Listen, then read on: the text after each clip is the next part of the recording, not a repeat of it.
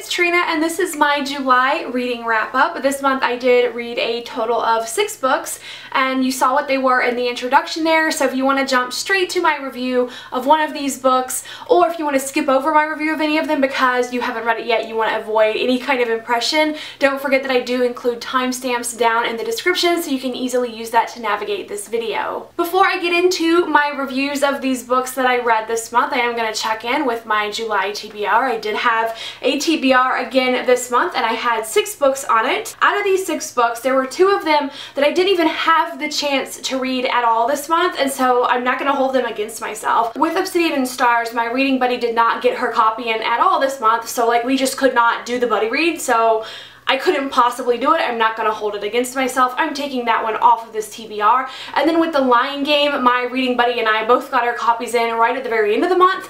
Like, I just got my copy on like the 29th. I don't read books in 2 days at this point in my life, so again, not even possible. Taking that one off my TBR as well. So out of the 4 books remaining that I could have read this month, I did manage to read 3 of these in total, and I am almost like 3/4 of the way through that 4th book, Bad Romance. I just didn't finish it up before I needed to make the time to film this video, but you can expect to see that one next month. Out of the 6 books that I did read and finish in July, 4 of them were audiobooks, and the other 2 I read in the print format. So again, audiobooks are kind of dominating my reading year in 2017. So let's get into these book reviews now, and as always I am starting with my lowest rated book and working my way up to my favorite read of the month. And the lowest rated book that I read this month was Flame in the Mist by Renee. Ahdieh. This is the first book in a YA fantasy duology, and it is kind of a Japanese inspired setting, and our main character Mariko is a girl who, she's in an arranged marriage, and then on her way to the emperor's son to meet him and get into this arranged marriage, her convoy is attacked by this notorious black clan and she wants revenge, so she decides to dress up as a boy and infiltrate the black clan by becoming one of its members. I gave it 2 stars because I just found this book really predictable and pretty boring. I didn't enjoy this book, but it wasn't harmful, and I wouldn't like unrecommend this book to you guys or anything. It just didn't work for me. I feel like the entire plot and all the twists in this story were just so completely predictable. The romance was unconvincing, felt very contrived. I had no connection with the main character. I did like the setting, but I didn't enjoy like the scope of this world or the fantasy element of it. If you've been watching my channel for a while, you know that I did not like her The Wrath and the Dawn duology. It just didn't work for me, and so I was very eager to see her next work and to see if I would like this one better, but unfortunately I just feel like I'm finding that Ahdieh's writing is not something that works for me in the fantasy genre in terms of her fantasies. I don't think that her magic systems are well developed or well explained. I never connect with her main characters. I don't like her romances because they seem so contrived, and it's all of this tell and not showing, so I'm never convinced of the relationships there. So like, as a fantasy, as a romance, it didn't work for me. It's not that this is a terribly written or horrible book that no one would enjoy. It just is not for me, unfortunately. The next book I read this month was Juniper Lemon's Happiness Index by Julie Isreal. This is a YA contemporary that is about a main character whose sister recently passed away in a car accident, and the main character is going back to school for the first time after this and just kind of like dealing with the absence of her sister. Her friendships are no longer the same, her relationship with her parents is no longer the same because everyone is just dealing with this loss. This is a debut novel, and I had heard about it a few months ago, and to be honest with you guys, I was not interested in picking this one up at all, and the reason that I did pick it up is because it was the Booktubeathon group book for this year, and I decided I'm not going to be able to participate in Booktubeathon that much, but the one thing I can do is read the book along with them, so I picked it up, and I am glad that I did because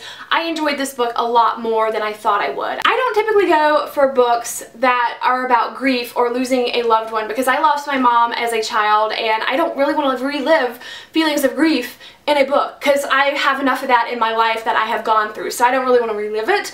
But as for this book, I actually thought that it handled the grief and the loss aspect very well. It felt very genuine, very true. Of course, my experience and Juniper's experience is not going to match up with everybody's experience, but that was an aspect of this book that I really enjoyed.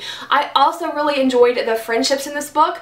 They've got their problems, they aren't perfect, but I liked how the book explored the ups and downs. The things I did not like about this book were, I didn't like the romance. It's a trope I don't like.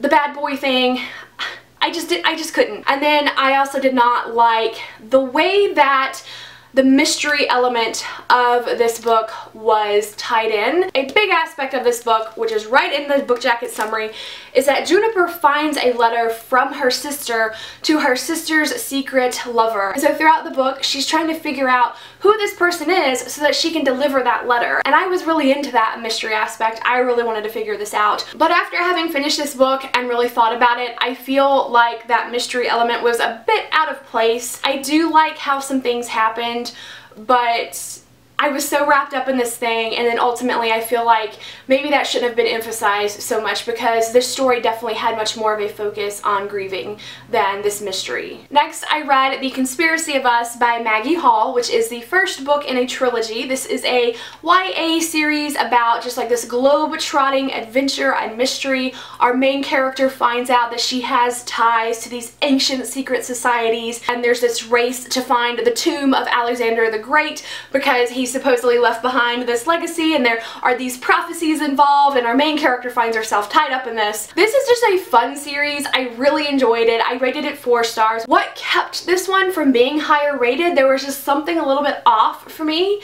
Maybe it was a bit too simplistic at times and I just wanted like a little bit more, but I think you would definitely like this if you liked the Da Vinci Code or National Treasure, stuff like that. It definitely has those vibes. I found this just very enjoyable, and I don't have a lot to say about it because nothing about it really bothered me. It just like could have been a little bit more for my taste, but I was totally here for it, and I definitely will be continuing this series. Next is Unraveling by Sara. This is the second book in the Unblemished trilogy. This is a YA urban fantasy series about parallel worlds, and our main character grew up in our world, discovers that parallel versions of it exist, and that she has a big role to play in one of them. This is basically an epic tale about light versus darkness. I do know Sara, and her publisher sent me a copy of this book in exchange for an honest review, but all these opinions are my own opinions, and I did enjoy Unraveling a lot more than the first book, and I think that's really because I find it very difficult to get into urban fantasy series. And now that I know what this world and these characters are about, I was able to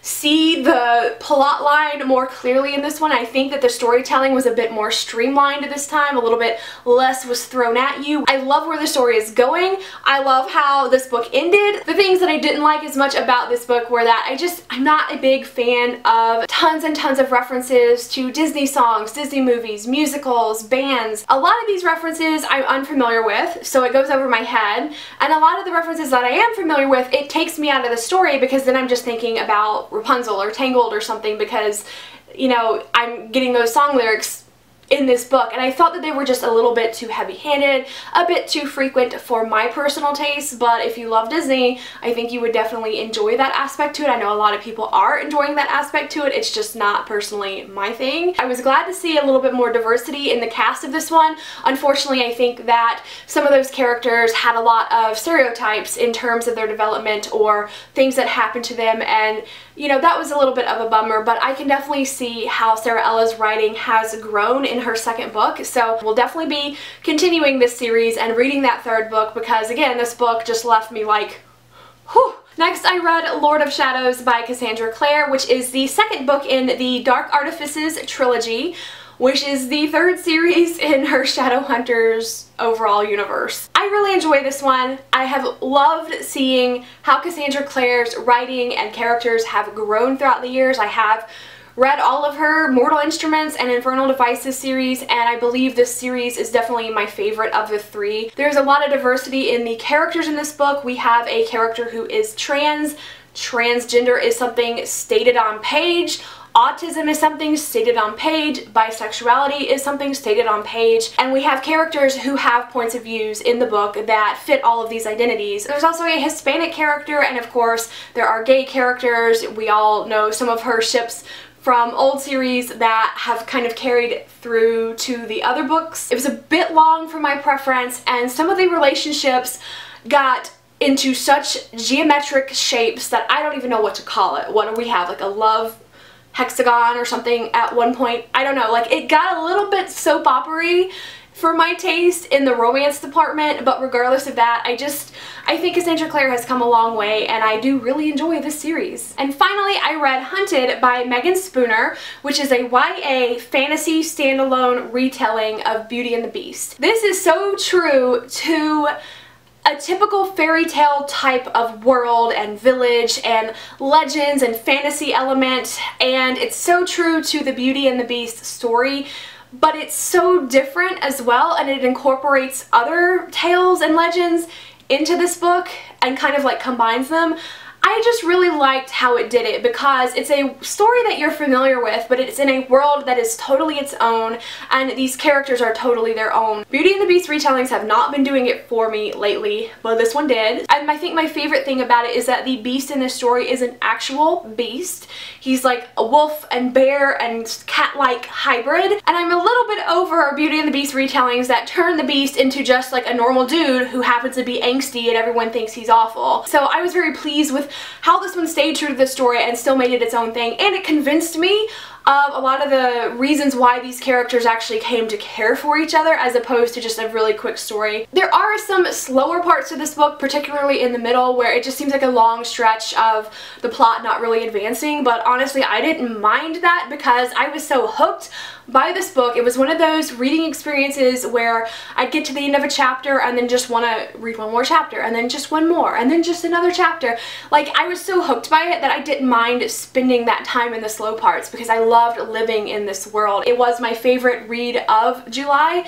The reason this isn't a 5-star read is because I did, at the end, need a little bit more in terms of the Beast's curse. The Beast's curse is kind of the most fascinating part of Beauty and the Beast, and I feel like these characters were just like, oh, well, it's this thing. The end. And although I think this is a standalone, I secretly hope that Meagan Spooner will do a little series of other fairy tale retellings, like, set in the same world. I would love that in this type of setting.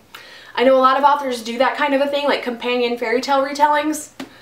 I need that out of Meagan Spooner in this series. Yeah, I just need that to be a thing because I would totally read those books. So those are the 6 books that I read in July and what I thought about them. If you guys have read any of these books and you want to talk to me further about any of them, we can definitely chat more in the comments. I would love to know what your favorite read of July was, and I will see you soon with an August TBR video. Thank you so much for watching, and I will see you in the comments. Bye!